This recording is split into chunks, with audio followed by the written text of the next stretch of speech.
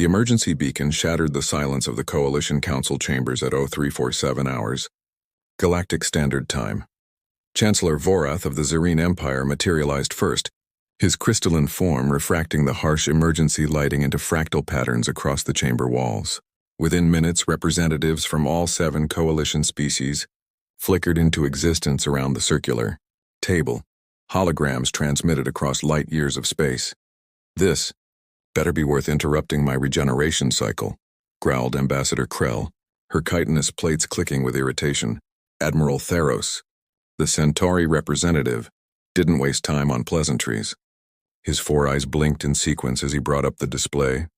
73 hours ago, we lost contact with the Meridian colonies, all 17 worlds. Population, 4.2 billion souls. The chamber erupted. Voices overlapped in a dozen languages, translated instantly by the Council's AI. Lost contact? Chancellor Vorath's voice cut through the chaos like ice. Define lost contact, Theros expanded the hologram. Where 17 thriving worlds should have appeared on the star chart, there was nothing. No heat signatures. No debris fields. No radiation. Just empty space where planets had orbited their sun for billions of years. They're gone, Theros said quietly. Not destroyed. Not conquered. Gone. As if they were never there. The silence that followed was absolute. Ambassador Krell was the first to recover. That's impossible. Worlds don't just disappear. Show me the sensor logs. Show me the... We have no sensor logs, interrupted Dr. Yasmin Chen, the human representative. She was the youngest member of the Council by 3 centuries, her species having joined the Coalition only 42 years prior. The monitoring stations are gone too. We sent probe ships. They found nothing. Literally nothing, not even gravitational echoes where the planets should be. The Hevrith, someone whispered. It was Ambassador Quellen of the Draconids, his scaled face pale. The legends were true. Every eye turned to him. Explain, demanded Vorath. Quellen's clawed hands trembled as he uploaded an ancient file to the shared display. 600 years ago, one of our deep space archaeological teams found a derelict ship drifting in the outer veil. The crew was dead, had been for thousands of years. But the ship's log was still intact. The translation was rough, the language long dead, but the message was clear. They came from the dark between the stars. We called them the Devourers. They consumed worlds, not conquering them, not mining them, but erasing them from existence. We tried to fight. We tried to run. Nothing worked. By the time you read this, we are already gone. If you are wise, you will flee to the edge of the universe and pray they never find you. This is a myth, Vorath said. But his voice lacked conviction, a ghost story our ancestors told to frighten children. Then how do you explain the Meridian colonies? Dr. Chen asked softly. Before anyone could answer, another alarm screamed through the chamber. Theros' face went ashen as new data flooded his console. The Kalenthi cluster, he whispered. 41 worlds gone 11 minutes ago. Then another alert. And another. The display exploded with red markers, each one a star system winking out of existence. The Devourers were accelerating. How long? Krell demanded. How long until they reach the core worlds? Theros ran the calculations, his hands shaking. At current speed, 6 months, maybe less, than we fight, Vorath declared, his crystalline form glowing with resolve. We marshal every fleet, every weapon, every soldier. We make our stand. Dr. Chen stood, her small frame dwarfed by the holographic projections around her. With respect, Chancellor, that's what every civilization in that log tried. It didn't work. Then what do you suggest, human? Krell's tone was dismissive. That we surrender, run? I suggest we learn from their mistakes, Chen replied. We need information. We need to understand what we're fighting before we throw lives away. We don't have time for research, Theros protested. By the time we understand them, we might actually have a chance, Chen interrupted. The Coalition wasn't built on panic. It was built on cooperation and intelligence. Let's use both. Vorath studied her for a long moment. Despite her youth and her species' relative inexperience on the galactic stage, there was something in her eyes. A stubborn refusal to accept defeat that reminded him why humanity, despite their short lifespans and fragile bodies, had earned their seat at this table. Very well, he said finally. We formed 2 task forces. Admiral Theros, you will coordinate the military response, evacuation protocols, defensive positions, fleet mobilization. Dr. Chen, you will lead the research initiative. Find me answers. And if she can't? Krell asked. Vorath's form dimmed slightly, the equivalent of a grim smile. Then we die with the knowledge that we tried everything. Meeting adjourned. As the holograms blinked out one by one, Dr. Chen remained staring at the expanding void on the display. Each red marker represented billions of lives, civilizations with histories spanning millennia, art, music, love, hope, all erased in an instant. Her communicator chimed. It was her assistant, Lieutenant Marcus Shaw. Doctor, I've been monitoring the feeds. It's bad, isn't it? Chen closed her eyes. Marcus, activate Protocol Archimedes. I need every human scientist, strategist, and engineer you can find. I don't care if they're working on warp drives or crop rotation. I want them on this project within 12 hours. What exactly are we looking for? Chen opened her eyes, and in them burned something that had carried humanity from the caves of Earth to the stars themselves. A fundamental, absolute refusal to go quietly into the dark. We're looking for what everyone else missed, she said. We're looking for their weakness. The Coalition's research station Athena hung in space like a silver needle, bristling with sensors and laboratories. Dr. Chen hadn't slept in 48 hours. Neither had her team. Run it again, she commanded, her eyes fixed on the holographic display that dominated the central lab. Lieutenant Shaw sighed, but complied. The simulation played out for the 16th time, a recreation of the Meridian colony's final moments, pieced together from fragmentary data, quantum echoes, and desperate transmissions cut off mid-word. Around her, the research team worked in focused silence, humans mostly. With a handful of Zerine theoretical physicists and one Draconid historian who'd made ancient weapon systems his life's work. They'd been handpicked not for their credentials but for something harder to quantify, their ability to think sideways, to see connections others missed. There, Chen said suddenly, freezing the playback. Gravity fluctuation. 0.03 seconds before the disappearance. Marcus, overlay that with the Kalendi data. Shaw's fingers flew across his console. The two patterns emerged, one atop the other. They matched perfectly. It's the same signature, breathed Dr. Kiran Vasquez, a quantum physicist who'd abandoned a cushy university position to join Chen's team. Every single vanishing event has this gravitational ripple immediately before. Which means they're not magic, Chen said, a fierce satisfaction in her voice. They're technology, incredibly advanced technology, but still technology, and technology can be understood. And countered? Asked Dravik, the Draconid historian. His tail swished with barely contained excitement. One thing at a time. First, we figure out what they're doing. Then we figure out how to stop it. The door hissed open. Admiral Theros strode in, his face grim.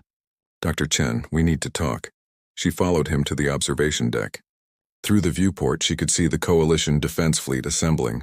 Thousands of ships from every species, bristling with weapons that could crack planets. It should have been reassuring. The 7th Fleet engaged the Devourers 3 hours ago, Theros said without preamble. 60,000 ships, the finest warriors from a dozen worlds, and... They lasted 4 minutes. We have partial sensor logs before communications ceased. He pulled up a recording on his wrist display. The footage was chaotic. Vast, dark shapes moving through space, their forms seeming to shift and bend light itself. Coalition ships fired everything they had. Plasma cannons, quantum torpedoes, exotic matter warheads. The weapons struck home, energy blooming against the darkness, and did absolutely nothing. Then the shapes moved, and ships simply stopped. Thousands of vessels hanging dead in space. Their crews gone, their power cores cold. Not destroyed, emptied. They're not killing us, Chen whispered. They're consuming us. Energy, matter, information, everything. Can we stop them? Chen turned away from the viewport. I don't know, but I know someone who might. 15 minutes later, she stood before a holographic projection of Chancellor Vorath and the assembled council. You've had 4 days, Krell said coldly. 41 more systems have been lost. What do you have for us, human? Chen activated her presentation. The Devourers are moving through space-time like sharks through water. But they're not random. There's a pattern to their attacks. The display showed a 3-dimensional map of Coalition space with the vanished systems marked in red. At first glance, it looked chaotic. But when Chen rotated the map and adjusted the temporal axis, a shape emerged, a spiral, moving inward toward the densely populated core worlds. They're not attacking strategically, she continued. They're feeding, and based on their consumption rate and trajectory, they'll reach Earth, Centauri Prime, and Zerine within 8 weeks. Then we evacuate, Vorath said. We load every ship with refugees and run for the Outer Rim. They'll follow us, Chen countered. They've been doing this for thousands of years, maybe millions. They're patient. They're thorough. Running just delays the inevitable. Then what do you propose? Demanded Theros. Chen took a deep breath. This was it, the moment where she either saved civilization or revealed herself as a fool. I propose we don't fight them. We redirect them. The council chamber erupted in protest, but Chen pushed on. Look at the gravitational signatures. The Devourers aren't choosing targets randomly. They're following density gradients. They're attracted to mass, energy, information. They're like water flowing downhill, always seeking the richest sources. So, Krell snapped, so we give them something richer to feed on, something irresistible. Chen expanded the star chart. The Maelstrom cluster.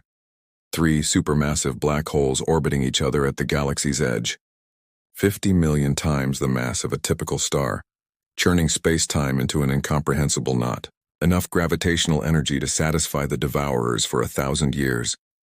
You want to lure them into black holes? Vorath's voice was skeptical. I want to redirect their feeding pattern. If we can create a stronger gravitational beacon, an artificial signal that mimics the signature of a galaxy worth of matter, we can pull them off course. That's insane, breathed Theros. The energy required is achievable, Chen interrupted. Barely.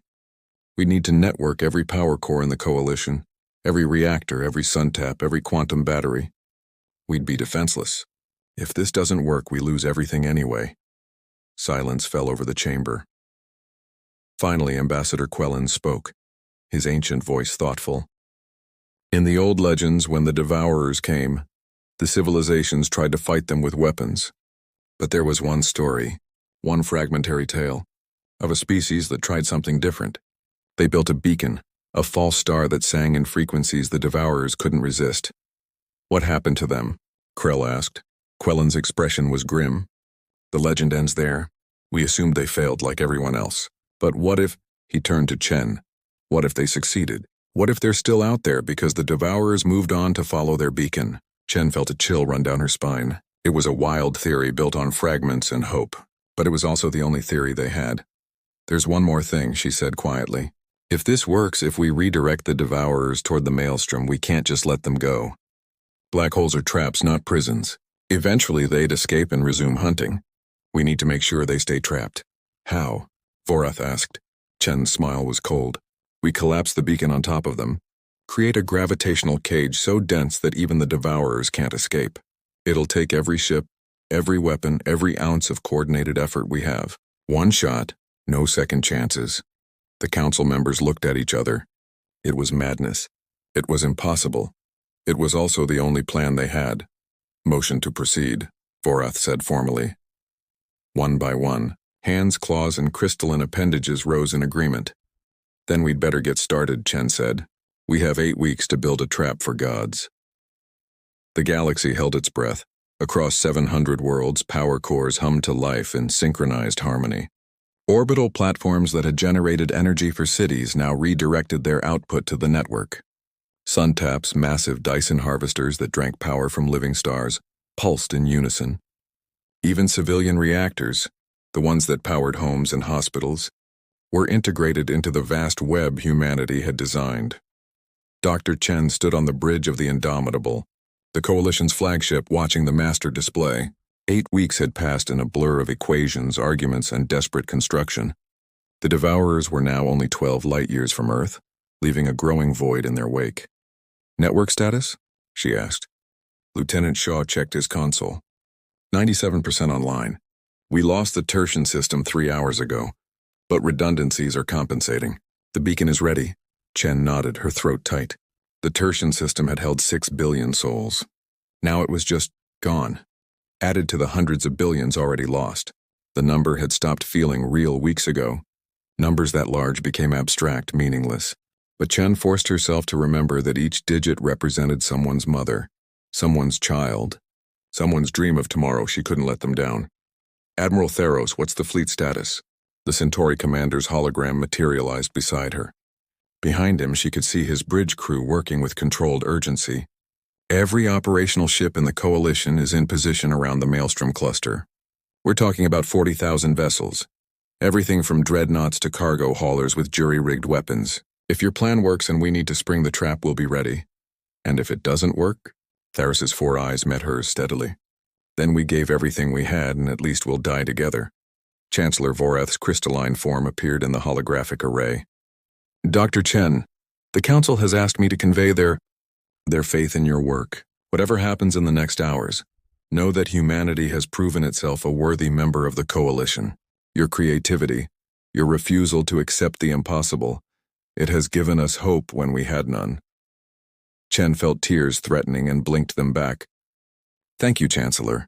But let's save the eulogies until we see if this actually works. She turned to her team. Shaw, Vasquez, Dravik, and dozens of others who'd worked themselves to exhaustion on equations and engineering challenges that should have taken decades. They'd done it in 8 weeks through sheer, stubborn determination. This is it, she said simply. Activate the beacon. Vasquez's hand hovered over the control. Once we start this, there's no going back. Every power system in Coalition space will be locked into the beacon. We'll be defenseless. Do it. The physicist pressed the activation sequence. Across the galaxy, the network pulsed. Trillions of quantum processors synchronized, modulating the output of millions of power sources into a single, coherent signal. The beacon wasn't broadcasting electromagnetic radiation. It was warping space-time itself, creating a gravitational howl that screamed across the void in frequencies the Devourers couldn't ignore. The Indomitable's sensors showed it immediately. The dark shapes that had been gliding inexorably toward Earth hesitated. Then, slowly, they began to turn. They're taking the bait, Shaw breathed. The Devourers moved faster now, drawn by the irresistible promise of the beacon. The fleet's long-range sensors tracked their approach, vast dark forms that seemed to fold space around themselves, moving at velocities that shouldn't have been possible. ETA to the Maelstrom cluster. 47 minutes, Theros reported. Fleet is standing by. Chen watched the shapes on the display, feeling the weight of civilizations resting on her shoulders. Everything depended on timing. If they sprang the trap too early, the Devourers might escape. Too late, and they'd realize the deception and return to hunt the defenseless Coalition worlds. The minutes crawled by like hours. 30 minutes, Shaw called out. On her display, Chen could see the 3 supermassive black holes of the Maelstrom cluster, a gravitational nightmare that had devoured hundreds of stars over billions of years. The Coalition fleet formed a vast sphere around them, waiting. 20 minutes. The Devourers accelerated, drawn into the gravity well. They moved like sharks sensing blood, their forms rippling with anticipation. 10 minutes. They're crossing the threshold. Chen's fingers tightened on the railing. Prepare the collapse sequence. On my mark.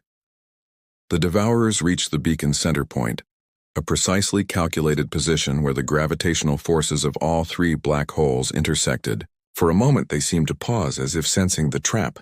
Now, Chen shouted. Collapse it now. Vasquez triggered the sequence. The beacon didn't just shut down, it imploded.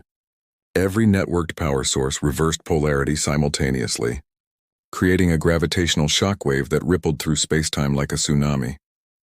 The Devourers reeled, their forms convulsing as the gravity well that had drawn them in suddenly became a cage. The fleet opened fire, not to destroy them but to push them deeper into the Maelstrom's embrace. Quantum torpedoes detonated in precisely calculated positions, nudging the dark shapes toward the event horizons. They're fighting it, Theros yelled. They're trying to escape the gravity well. All ships, maximum power, Chen commanded. Push them in. For 6 minutes that felt like an eternity. The Coalition fleet poured everything they had into the battle. Ships exploded under the strain, their reactors overloading. Crews died at their posts. But inch by inch the Devourers were forced deeper into the Maelstrom's grip. Then suddenly it was over. The dark shapes crossed the event horizons of the black holes, stretched into impossible dimensions, and vanished into the singularities. The quantum sensors registered their screams, if such things could scream, as they were torn apart by forces that unmade reality itself. The bridge was silent except for the soft beeping of consoles. Sensor status, Chen asked, her voice hoarse. The maelstrom is stable, Shaw reported. No sign of the devourers. They're trapped. The gravitational cage is holding. A ragged cheer erupted across the bridge, spreading through the fleet communications. Humans hugged Zerine. Draconids clasped claws with Centauri. Species that had never trusted each other wept together in relief. But Chen didn't cheer. She was thinking of the Tertian system, of Meridian, of the hundreds of worlds that had vanished while they'd worked, of the billions who would never know that their sacrifice had bought time for others to survive. Vorath's hologram appeared beside her. Dr. Chen, what you've accomplished here, we didn't win, she interrupted quietly. We survived. There's a difference. Yes, the Chancellor agreed. But survival is how every victory begins. You've given the Coalition a future. What we do with it, that's up to all of us, Chen nodded slowly. Through the viewport she could see Earth, a blue-white marble hanging in the darkness, still spinning, still alive. Still home. Then we'd better make it count, she said.